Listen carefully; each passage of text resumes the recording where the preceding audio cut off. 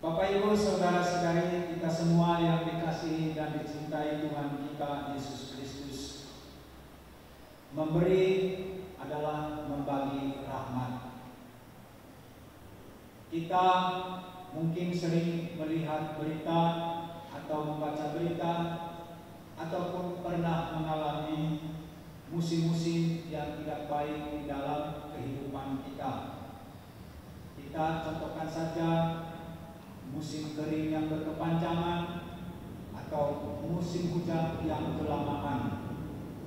Kadang sampai 6 bulan atau 1 semester ataupun 1 tahun.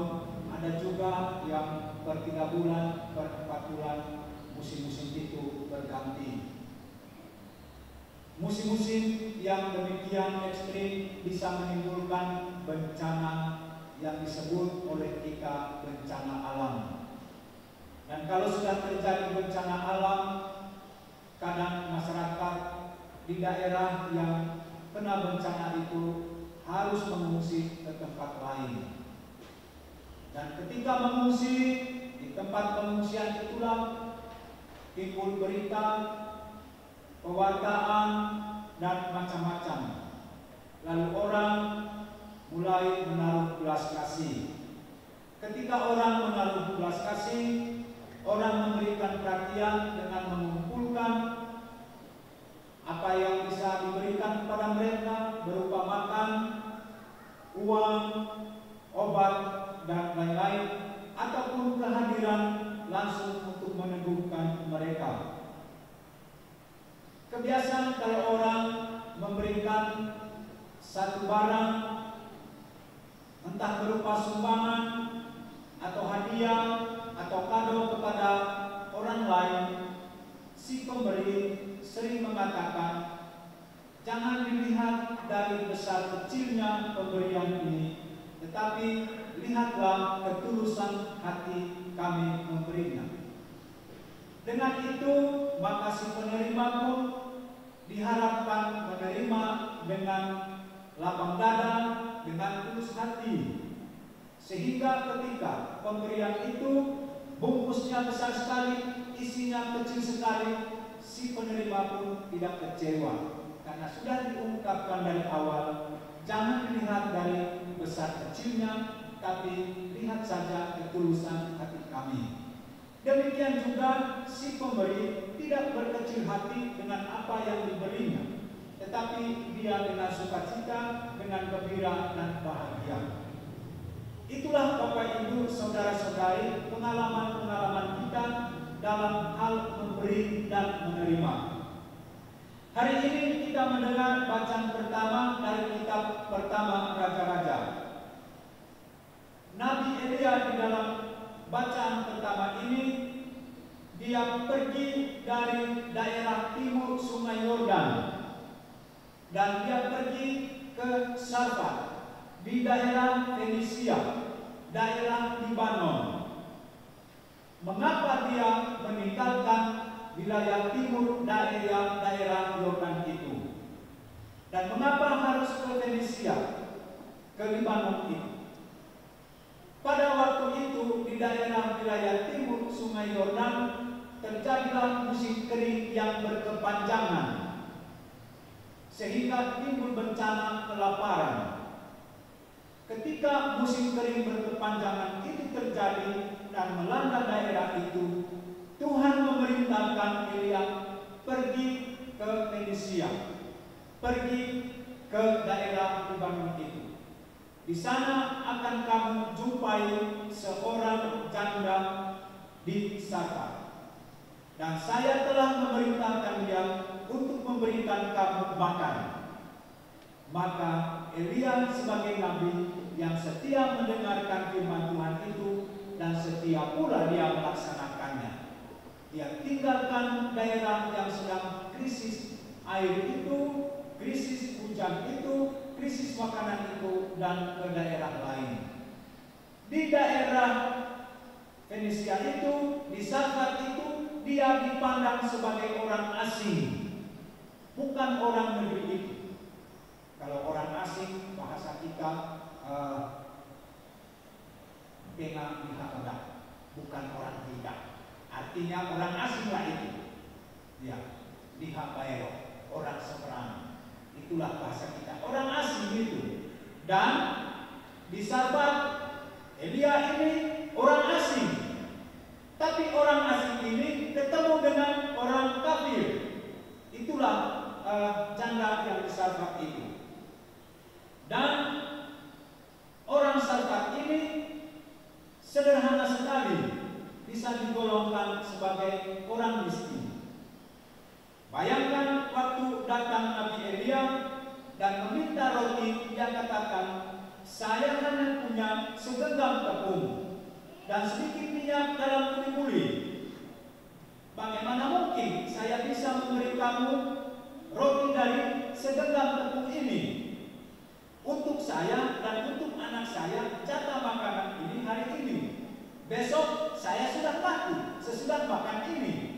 Mengapa mati? Karena habis. Tidak ada lagi makananku besok. Ya, jangan terlalu banyak cakap. Pergi buat sajalah kue di rumah dari segenggam roti itu. Itulah percakapannya. Ya, memang berat hati juga si janda Sarfat ini, perempuan Sarfat ini. Tapi Nabi Elia, karena dia seorang nabi, dia bawa sabda Allah. Maka dia kutip firman itu. Itulah cirinya seorang nabi. Dia yakinkan perempuan kafir ini. Apa dia katakan? Beginilah firman Tuhan Allah Israel. Tepung dalam tempayan itu takkan habis, dan minyak dalam buli-buli itu pun takkan berkurang sampai tiba waktunya Tuhan menurunkan hujan ke atas bumi. Sampai selesai musim paceklik, tidak akan habis tepung itu, tidak akan habis juga minyak itu.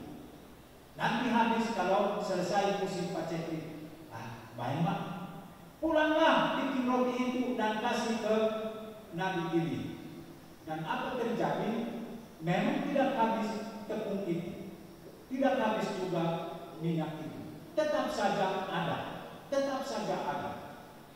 Mengapa tetap saja ada?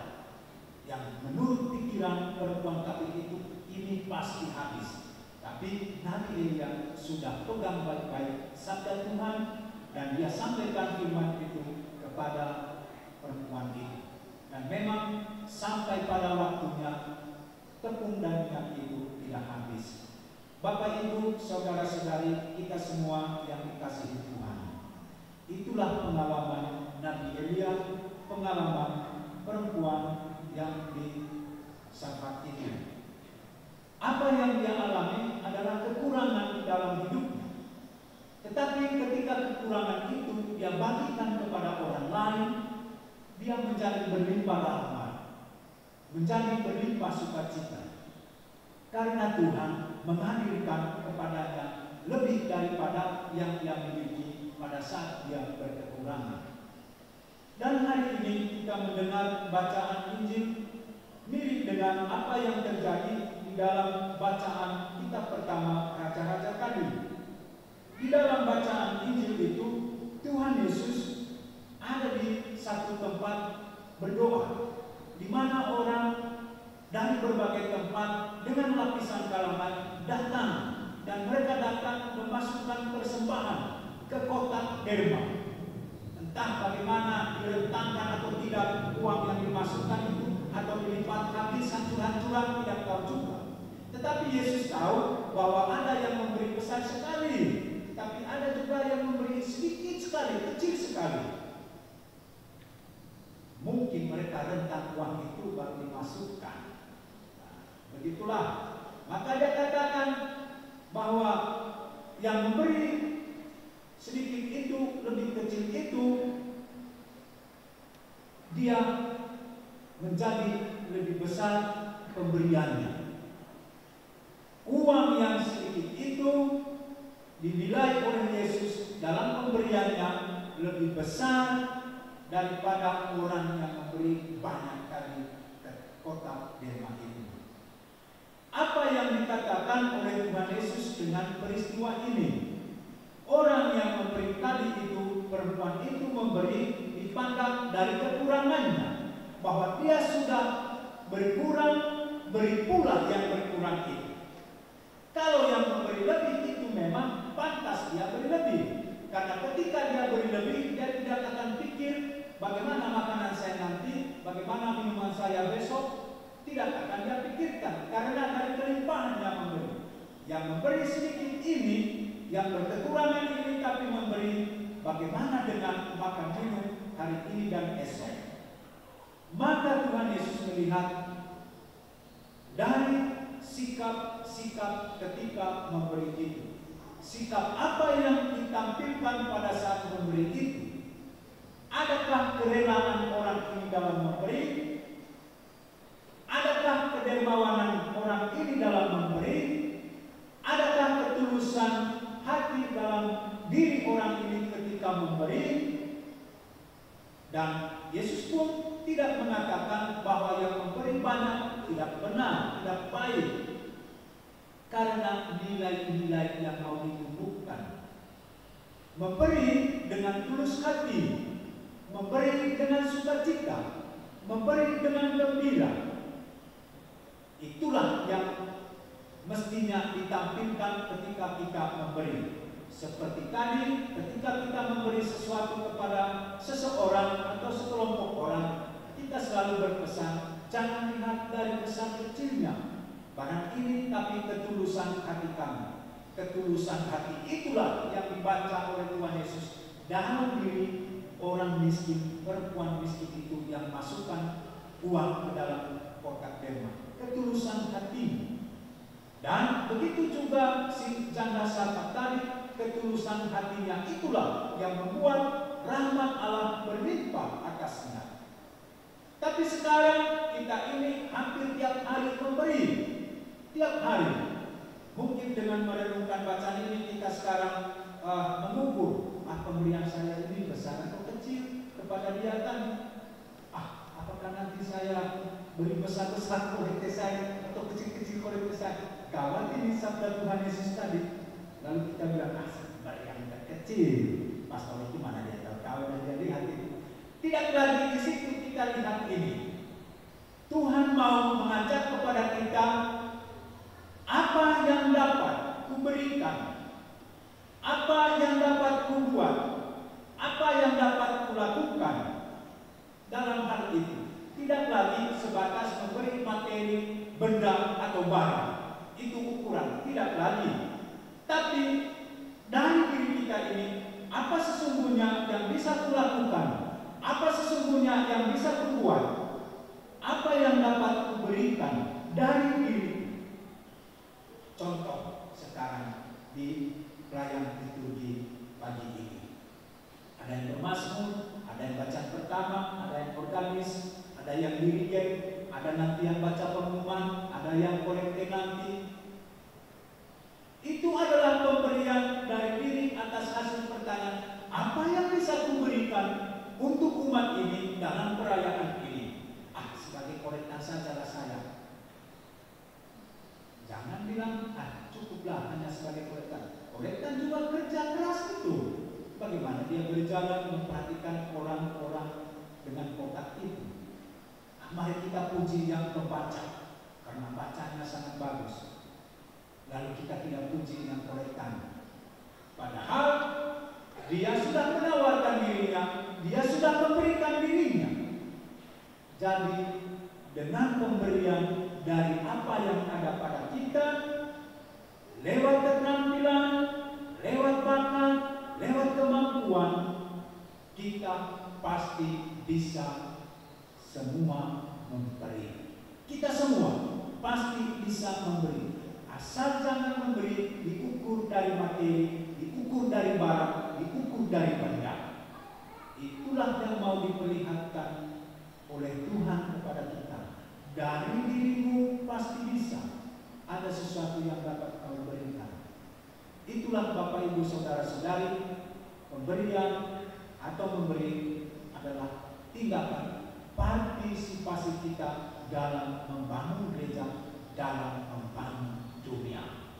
Hari ini mengajak Tuhan untuk mari kita berbuat sesuatu dari diri kita, melakukan sesuatu dari diri kita, bertindak untuk sesuatu dari diri kita, untuk membangun gereja, untuk membangun dunia dengan keterampilan, kemampuan, bakat, talenta, karunia